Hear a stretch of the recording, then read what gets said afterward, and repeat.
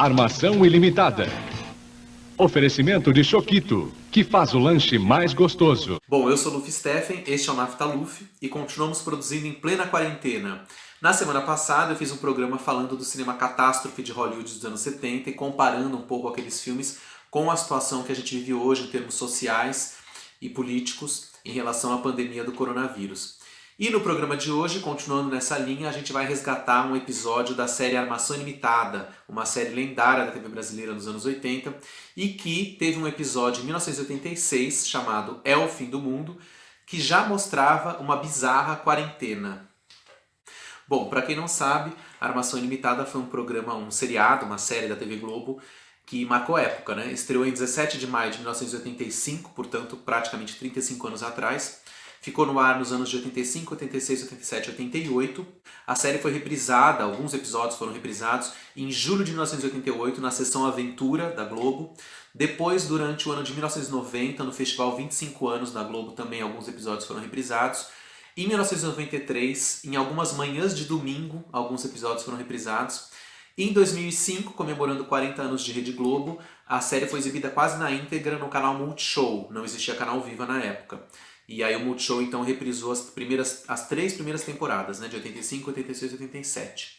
E finalmente, em 2011, no canal Viva, a série foi reprisada novamente. Quem tem hoje entre 40 e 50 anos certamente cresceu assistindo as aventuras da Armação Ilimitada. Na terra, no mar e no ar, energia e disposição. Jovens apaixonados pelo perigo. André de Biasi, Cadu Moliterno, Andréa Beltrão, Jonas Torres. Livres e sem compromissos, eles vivem grandes emoções. Loucas aventuras. Um triângulo de bermudas. Primeiro episódio de Armação Ilimitada. Sexta Super, estreia amanhã, depois de Corpo a Corpo. O que pinta de novo, pinta na tela da Globo. O programa saiu do ar em 88, dando lugar a alguns programas que são espécies de herdeiros da Armação Limitada, como TV Pirata, Comédia da Vida Privada, Programa Legal, Brasil Legal, enfim, todos esses programas têm a marca do diretor Guel Arraes, que foi também o diretor que implantou a Armação Limitada, né? Mas é interessante notar como o Guel Arraes vinha de um trabalho muito revolucionário nas novelas da Sete da TV Globo, né? Ele fazia uma dupla muito interessante com Jorge Fernando, diretor falecido, né, recentemente. Jorge Fernando e Guel Arraes tinham dirigido uma novela do Silvio de Abreu chamada Jogo da Vida, uma novela da Sete, né, que foi ao ar entre 81 e 82, como assistentes do Roberto Talma, que era o diretor-geral. Mas ao longo da novela, o Silvio de Abreu, que já vinha também trazendo um texto para essa novela bastante inventivo, criativo e amalucado, né, com muita influência do cinema americano e do cinema de comédia em geral, com muita comédia física, inclusive, né, comédia pastelão. Aos poucos, Silvio de Abreu foi aumentando as doses dessa comédia em Jogo da Vida e a dupla Guel Arraes e Jorge Fernando foi fazer um casamento com o Silvio nesse sentido de conseguir transformar em imagens as loucuras que o Silvio estava criando ali, né? O sucesso dessa novela com esse trio foi tão grande que em seguida as outras duas novelas dessa dupla, que essa dupla dirigiu, foram Guerra do Sexo em 83 e Vereda Tropical em 84. E aí então Jorge Fernando e Guel Arraes assinaram sozinhos a direção geral dessas duas novelas, também com a mão do Silvio de Abreu, né? Guerra dos Sexos, do Silvio de Abreu, a primeira versão dessa novela, né? Que depois teve o remake. E Vereda Tropical, que era uma novela escrita pelo Carlos Lombardi, mas com argumento e supervisão de texto do Silvio de Abreu. Então a mão do Silvio estava ali também o tempo inteiro. Nessas duas novelas, essa dupla de diretores já colocou um ritmo bastante ágil nessas novelas no horário das 7, um ritmo às vezes muito influenciado pelo cinema, claro, porque o próprio texto do Silvio de Abreu e do Carlos Lombardi trazia uma série de citações cinematográficas, então juntam a fome com a vontade de comer, né? Quando surgiu a história de Armação Limitada, de criar essa série, Guel Arraes então foi o diretor convocado para implantar o projeto e, como eu disse, dirigir a maioria dos episódios. Mas o Jorge Fernando também teve participação em Armação Limitada. Além de ele atuar em alguns episódios, ele também dirigiu alguns episódios. Então o Jorge Fernando também colocou a sua mão aí no Armação Limitada. E além dessa dupla, a gente não pode esquecer o trabalho do Antônio Calmon. Antônio Calmon, um grande cineasta, né? Tinha realizado uma série de longas metragens importantes na década de 70. E no começo dos anos 80, Calmon dirigiu dois longas marcantes, que foram Menino do Rio, em 81 e 82, e Garota Dourada, em 83 e 84.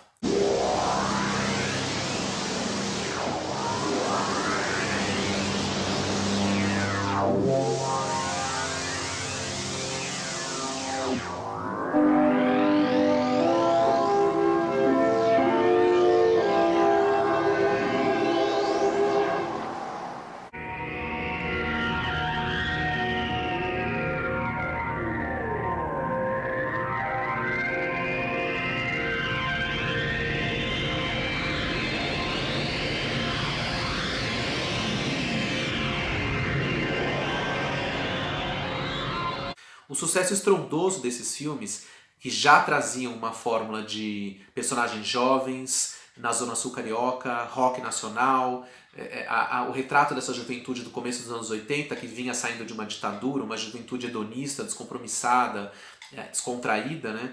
Que também ia reverberar em vários outros filmes dos anos 80 no Brasil. O sucesso desses filmes levou o Antônio Calmon para a televisão. E aí ele chega à televisão justamente para escrever os textos e fazer a coordenação artística da série Armação Limitada. E ele cuidava também toda a parte da trilha sonora. Então a junção desses talentos, Antônio Calmon, Guel Arraes, Jorge Fernando em alguns episódios, além das pessoas que colaboravam com o Calmon no texto, como Patrícia Travassos, Daniel Maza, Euclides Marinho, Nelson Mota, Cristina Nazaré, todo esse time, né, transformou a Armação Limitada num produto extremamente inovador e criativo, que realmente a gente pode dizer que foi muito moderno e revolucionou a TV brasileira nos anos 80. Até hoje os episódios são modernos. O irreal, o desconhecido, estranhos fenômenos invadem a armação. Essa casa tá paranormal demais, Juba. Vamos ter que tomar uma atitude radical. É o caos, é o caos. Exorcismo, magia negra. Como resolver um mistério muito além da armação. Terror e suspense na Armação Ilimitada. Neste domingo, 6 da tarde. Pegue a onda da Globo. E o episódio em questão, que a gente vai analisar nesse programa, foi ao ar em agosto de 1986. Era o 16º episódio da série Armação Ilimitada, e o gancho para a criação desse episódio, batizado de É o Fim do Mundo, foi o acidente na usina nuclear de Chernobyl, na Ucrânia, que tinha ocorrido naquele ano, em 25 e 26 de abril de 86, né? Como sabemos, um fenômeno que está aí até hoje, a gente lembra desse fato. Então tinha acontecido esse acidente e foi o gancho para a criação desse episódio, que foi então ao ar em agosto daquele ano. Vale lembrar que recentemente, em meio a toda essa confusão do coronavírus e toda essa situação que a gente está vivendo, o acidente de Chernobyl foi relembrado por alguns, que eu nem vou citar os nomes, de uma forma inclusive bastante burra e irresponsável como de hábito, né? Mas enfim... Inicialmente a gente tem os personagens do Juba e do Lula que vão para uma espécie de retiro ecológico, um lugar onde o Juba, né, o personagem do Cadu Moliterno, um lugar onde ele ia para, né, refazer as energias, um lugar da natureza, e quando chegam lá descobrem que esse lugar não existe mais, foi destruído, porque está sendo construída uma empresa, uma usina, uma fábrica em plena mata. E isso é então o estopim da história, né, já dando o tom da questão ecológica. Paralelamente a isso, a gente tem a história da Zelda Scott, né, a jornalista interpretada pela Andréa Beltrão, que é a namorada do Juba e do Lula, e que ela tá chocada, né, com a questão dos agrotóxicos, né? Ela vai na feira, descobre que tá tudo com agrotóxico e resolve propor uma matéria, né, no jornal que ela trabalha, que é o Correio do Crepúsculo. Ela vai falar com o chefe dela para convencê-lo a fazer uma matéria de primeira página sobre esse problema do agrotóxico, né? Todo o sucesso de seriado de Armação Limitada também tem muito a ver com o elenco, que realmente foi muito adequado, né? Andréa Beltrão, fazendo a Zelda Scott, tornou-se inesquecível, né? A personagem que consagrou a Andréa e transformou-a numa das atrizes mais queridas do Brasil até hoje, né? E, enfim, ela rouba a cena em praticamente todos os episódios. Ao mesmo tempo, a gente tem Juba e Lula, né? Os personagens são os heróis da história, né? Os valentões, que representavam os jovens surfistas, esportistas e voadores de asa delta daquela época, interpretados por André de Biasi e Cadu Moliterno. De Biasi, vale dizer, já tinha estrelado os filmes do Calmon que eu falei, né? Menino do Rio, Garota Dourada. Então, também esse universo estava muito ligado a esse ator, né? Ali!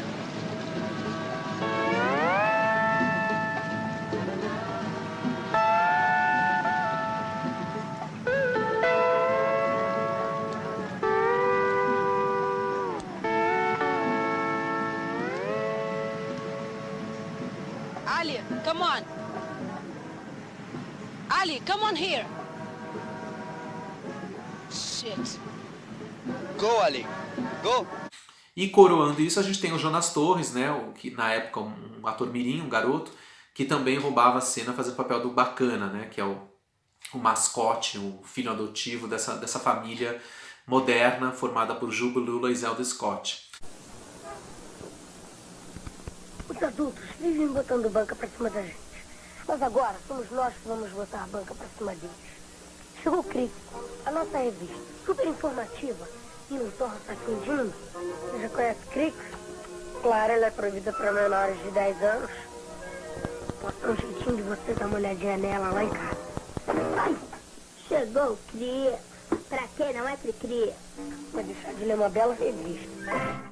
Pois é, e além desses personagens básicos que eu citei, a gente tem também a presença da Ronalda Cristina, né? Uma personagem muito engraçada, que é a personagem da Catarina Bidala, que é a melhor amiga da Zelda Scott. A Ronalda Cristina é uma personagem que durante toda a série, embora a série já seja engraçada, mas a Ronalda Cristina é o exagero da graça dentro da série, quer dizer, ela é o comic relief dentro de uma série que já é cômica, né? Porque a personagem é utilizada em toda a série para escrachar ainda mais o humor, né? Uma personagem over, exagerada. Ela é basicamente uma fashion victim, né? Quer dizer, todos os modismos que vão aparecendo nos episódios da série, ou os fenômenos sociais que a série vai comentar em termos de comportamento e tal, sempre são apoiados na Ronalda Cristina, que acaba sendo essa personagem que está sempre na onda de alguma moda e tal, não sei o quê. Então ela é um comentário social, né? E nesse episódio não é diferente. Justamente a Ronalda aparece numa fase mística, né? Nesse episódio ela está numa fase esotérica, justamente para comentar o tom do episódio, né? Que é o fim do mundo. Então ela está participando de uma seita, onde ela é liderada por um guru que anunciou que o fim do mundo vai acontecer dali a 3 dias. Eu gostaria de dizer que essa personagem seria o que a gente está chamando hoje de positividade tóxica, né? Quer dizer, mais uma vez, assim, como esse episódio de 86, 34 anos atrás, está super atual, né? Então várias coisas que aparecem aí a gente está vendo hoje. É o caso, então, dessa personagem. Hoje, quando a gente fala das pessoas que estão na onda da positividade tóxica, né, existe uma crítica, né, a esse excesso de bom mocismo, né, no sentido de falar, porque o coronavírus é uma bênção, é porque vai ser ótimo o mundo acabar agora, vai ser ótimo isso, vai ser ótimo aquilo. Quer dizer, né, esse exagero de agradecer ao coronavírus ou coisa parecida, que a gente está classificando como positividade tóxica, seria a Ronalda Cristina nesse episódio, né? Onde ela chega falando, posso passar o fim do mundo aqui no seu AP? Que bom, eu vou ficar comendo até o fim do mundo. O mundo vai acabar. Pois é, e aí aparece um novo personagem nesse episódio, que é o cientista Dr. Pitágoras Heavy, o papel do Felipe Pinheiro, um ator também maravilhoso, grande comediante, grande ator, que faleceu em 1993, enquanto fazia a novela Olho no Olho, que por sua vez é do Antônio Calmon, né?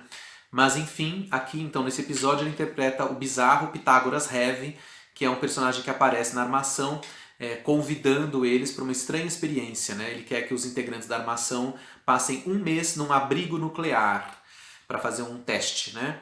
Ou seja, é o que eu falei no início desse programa, né? O abrigo nuclear aqui da armação é a nossa quarentena, né? Porque eles vão ter que passar 1 mês, acabam passando 2 meses no tal abrigo, para ver o que acontece caso o mundo acabe, se eles vão sobreviver, né?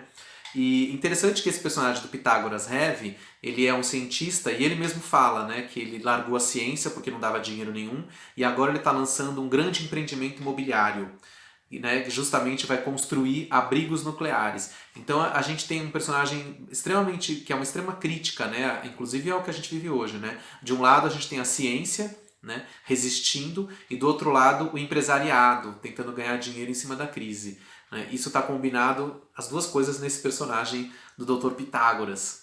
Bem, e aí o que acontece no episódio é o seguinte: Zelda Scott, Ju Bello e Bacana resolvem aceitar o convite do Dr. Pitágoras e se enfiar no tal abrigo nuclear. Para isso a Zelda vai ter que pedir autorização para o chefe dela para ficar 1 mês no tal abrigo escrevendo uma reportagem. Nesse ponto vale a pena a gente também mencionar a importância do personagem chefe, esse personagem maravilhoso interpretado pelo Francisco Milani, grande ator também, grande humorista, comediante, que faleceu em 2005 e que na Armação Limitada interpreta o famoso chefe, né, o personagem que contracena o tempo inteiro com a Zelda Scott. Toda vez que a Zelda vai falar com o chefe nesse escritório, eles falam loucuras e o chefe leva tudo ao pé da letra, né? Como nessa cena em que ela fala que ele vive no mundo da lua e ele realmente aparece na lua. E nesse ponto eu queria fazer uma homenagem a uma grande amiga minha, Andrea Milene, minha amiga dos tempos de faculdade, pois desde aquela época ela já me chamava de chefe. Então a gente sempre brincou que ela era Zelda Scott e eu era o chefe. A nossa relação sempre teve essa coisa lúdica e neurótica. Então um beijo para Andrea Milene, que está nos assistindo agora. Satisfeito com a Armação Limitada? Satisfeitíssimo. A armação continua ilimitada. Tá bom. E aquelas cenas perigosas que vocês estão fazendo? São dublês, né? Não, a maioria das cenas é a gente mesmo que faz. É? E assim, os nossos heróis da Armação Limitada vão mesmo para o tal abrigo nuclear E nesse ponto eu gostaria de citar como a história tanto se parece com hoje, né, com a questão da quarentena, como também faz lembrar uma famosa história, uma história real, que é a história de Anne Frank, a menina judia, cuja família e uma outra família vizinha tiveram que se esconder num sótão, né, embaixo da terra durante 2 anos na Segunda Guerra Mundial pela questão do nazismo. Essa história é conhecidíssima, mas quem quiser saber mais sobre o assunto, existe o livro Diário de Anne Frank, escrito pela própria, né? E o filme, tem um filme também, várias peças de teatro já foram feitas também a respeito disso. Aqui, o abrigo nuclear da armação, então, parece um pouco com a questão da Anne Frank pelo fato de ser embaixo da terra, de não ter saída para nada, né? Um pouco diferente, então, guardadas as devidas proporções com as quarentenas que a gente está vivendo hoje. De qualquer forma, é muito engraçado como, quando eles entram nesse abrigo, a gente vê como os personagens vão se ambientar e o que eles vão fazer, né, enquanto ficarem um mês presos ali. E é muito parecido com o que a gente vê hoje que as pessoas estão fazendo nas redes sociais. A mesma coisa, tem gente que está malhando, tem gente que está lendo, tem gente que está comendo, tem gente que está dormindo, tem gente que está estudando. Então é um pouco assim, no fim das contas é um pouco parecido, né? Quando a gente se vê numa situação como essa, cada um vai buscar alguma forma de se ocupar, de produzir ou de viver aquela experiência. Bom, e aí o que acontece no episódio é que o mundo realmente acaba. Acontece o tal apocalipse e o mundo acabou. Essa questão no episódio, eles fazem essa referência através até de imagens da bomba atômica, né? Então tem essa referência com Hiroshima e Nagasaki em 45, a questão da Segunda Guerra, como eu falei agora, que tem tudo a ver com o Diário de Anne Frank. Então as coisas estão linkadas ali. Bom, vale a pena falar também das citações cinematográficas de Armação Ilimitada. Como a série era escrita e coordenada pelo Antônio Calmon, que além de um grande cineasta é também um grande cinéfilo, a série era repleta de citações a outros filmes. Aqui a gente vai ter uma cena muito interessante, que é uma citação óbvia ao Planeta dos Macacos, o primeiro filme da pentalogia, lançado em 68, onde a gente tinha aquela última cena do filme onde os personagens encontram a Estátua da Liberdade enterrada na areia, né? Aqui eles encontram o Cristo Redentor, claro, afinal estamos no Brasil. Mas de qualquer forma a referência é explícita, né? Ao final ao Planeta dos Macacos. E a cena que a gente tinha visto antes, que é aquela cena de um sonho apocalíptico, onde os personagens aparecem como primatas, né? Aquilo é uma referência também bastante clara a 2001, Uma Odisseia no Espaço, do Kubrick. Toda aquela parte inicial dos primatas e tudo mais é satirizada, né, estilizada nesse episódio da Armação. E na mesma cena, quando tem o nascimento da criança, ele está homenageando, na verdade, Macunaíma, o filme do Joaquim Pedro de Andrade, baseado no livro do Mário de Andrade, com a criança nascendo de ponta cabeça ali, que é o começo do filme onde nasce o Macunaíma, no filme interpretado pelo Grande Hotel. Então a Armação era cheia de referências cinematográficas, o que é o resultado da cinefilia do Antônio Calmon, um cineasta que sempre foi pródigo nessas citações. Inclusive nas novelas dele, depois que acabou a Armação, ele se transformou em novelista, escreveu Top Model em parceria com Walter Negrão, Vamp, seu maior sucesso, e Olho no Olho. Essas novelas são as novelas mais cinematográficas do Calmon. Depois disso ele passa a fazer novelas não tão ligadas nesse universo pop. Top Model, o mágico e milionário mundo das passarelas. Duda, você vai ter tudo com o que sempre sonhou. Duda, a nova Top Model de Alex. A contratada se compromete durante os 4 anos de vigência desse contrato, a não ter nenhum relacionamento com nenhum homem, mesmo que seja um simples namoro. Vocês estão loucos. Bem, e com o episódio se aproximando do seu desfecho, a gente vai ter algumas reviravoltas na história. A Ronalda Cristina está meditando, recebe uma ligação telefônica de seu guru, avisando que o mundo não acabou, tudo não passou de um alarme falso e o fim do mundo foi adiado. É uma coisa cômica, né? Mas de qualquer forma, esperamos também que na nossa situação de hoje, diante da pandemia, tudo passe muito rápido e que o fim do mundo seja adiado dessa vez também. Bom, e na cena final a gente vai ter um duelo, um conflito, um embate entre o Bacana, né, o personagem Mirim, e o Dr. Pitágoras Heavy, que reaparece na história, revelando ser, na verdade, um personagem que veio do futuro, um personagem profético, e que vai carregar justamente a mensagem de denúncia do episódio, a mensagem ecológica, a mensagem humanitária que o episódio trazia. É interessante como essa cena, para fechar o episódio, traz novamente algumas citações cinematográficas, né? Temos a questão do ET, o extraterrestre, no momento em que o Bacana e o Dr. Pitágoras encostam os dedos, e também uma referência a 2001 e 2010. Para quem não sabe, o clássico de Stanley Kubrick, a grande obra-prima do Kubrick, 2001, Uma Odisseia no Espaço, de 68, teve uma espécie de continuação bizarra em 84, chamada 2010, o ano em que faremos contato, dirigida por Peter Hyams. E é engraçado como em 86, quando ele cita esse filme, em 2010, faltavam 24 anos para chegarmos em 2010. Agora a gente já está em 2020. 34 anos depois desse episódio e 10 anos depois do tal 2010, o ano em que faríamos contato. You see, something's going to happen. What? Something wonderful.